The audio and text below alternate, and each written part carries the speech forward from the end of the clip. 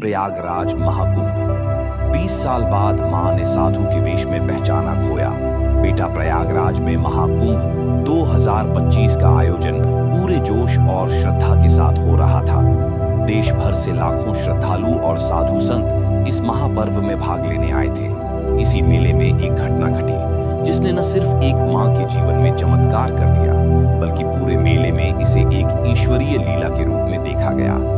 20 साल का बिछड़ाव यह कहानी 65 वर्षीय बुजुर्ग महिला गीता देवी और उनके 38 वर्षीय बेटे रमेश की है, जो 20 साल पहले घर छोड़कर कहीं खो गया था।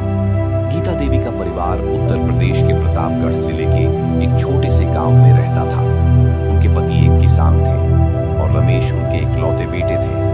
बचपन से ही रमेश की रुचि पढ़ाई में कम और दुनिया देखने में ज्यादा थी। जब रमेश 18 साल का हुआ तो उसने गांव छोड़कर बड़े शहर में काम करने की इच्छा जताई। उसकी मां उसे रोकती रही, लेकिन वह अपनी जिद पर अड़ा रहा।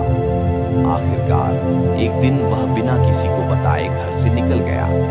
शुरुआती दिनों में उसने घर पर चिट्ठी भेजी, लेकिन कुछ महीनों बाद उसका कोई अता पता नहीं चला।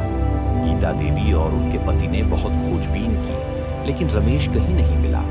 कई बार उन्होंने बनारस, लखनऊ, दिल्ली और यहाँ तक कि मुंबई तक जाकर उसे ढूंढने की कोशिश की, लेकिन कोई सुराग नहीं मिला।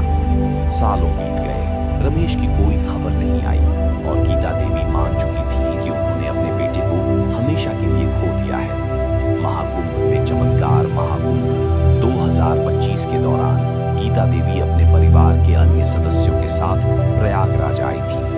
स्नान के लिए संगम जाने के दौरान उन्होंने देखा कि एक साधु लोगों को आशीर्वाद दे रहा था। साधु के चेहरे पर घनी दाढ़ी थी, सिर पर जटाएं थी और तन पर सिर्फ गेरुआ वस्त्र थे। उनके हाथ में एक कमंडल और रुद्राक्ष की माला थी। गीता देवी की नजर जब उस साधु पर पड़ी तो उनका दिल तेजी से धड़कने लगा। उन्हें लगा कि कहीं उन्होंने यह चेहरा पहले भी देखा है। उनके कदम उस साधु की ओर बढ़ने लगे।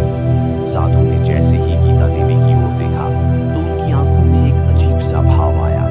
गीता देवी ने बिना किसी संकोच के साधु से पूछा, बेटा, क्या तुम रमेश हो?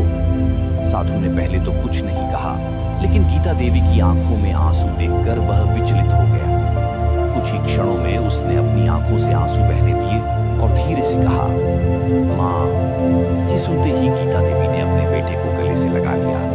वहां खड़े सभी श्रद्धालु और साधु इस अनोखे मिलन को देखकर भावुक हो गए। 20 साल की कहानी रमेश ने अपनी मां को बताया कि जब वह घर से भागा तो वह मुंबई पहुंचा। वहां उसने कई छोटे मोटे काम किए, लेकिन जिंदगी बहुत कठिन थी। ठगी, धोखा और संघर्ष से परेशान होकर उसने साधु बनने का फैसला कर लिया। वह बनारस गया, जहां एक साधु ने उसे अपने शिष्य के रूप में स्वीकार कर लिया। धीरे धीरे उसने सांसारिक जीवन को पूरी तरह त्याग दिया और आध्यात्म की राह पर चल पड़ा। वह विभिन्न तीर्थ स्थलों पर घूमता रहा और आखिरकार प्रयागराज में आकर बस गया। महाकुंभ के दौरान वह सेवा कर रहा था, लेकिन उसे नहीं पता था कि इतने सालों बाद उसकी मां उसे यहाँ पहचान लेगी। परिवार का फैसला गीता देवी और परिवार के अन्य सदस्यों ने रमेश से घर लौटने की अपील की, लेकिन रमेश अब पूरी तरह से संन्यास के मार्ग पर था। उसने अपनी मां से कहा कि वह सांसारिक जीवन में वापस नहीं आ सकता, लेकिन वह उनसे हमेशा मिलने आता रहेगा। हालांकि गीता देवी अपने बेटे को पाकर संतुष्ट थीं। उन्होंने कहा, कम से कम अब मुझे पता है कि मेरा बेटा जीवित है और खुश है। यही मेरे लिए सबसे बड़ी राहत है। निष्कर्ष यह घटना दिखाती है कि जीवन कितना भी कठिन हो, माँ बेटे का रिश्ता कभी खत्म नहीं होता। 20 साल बाद भी गीता देवी ने अपने बेटे को सिर्फ एक नजर में पहचान लिया और ये माँ के प्यार और ममता की ताकत को दर्शाता है।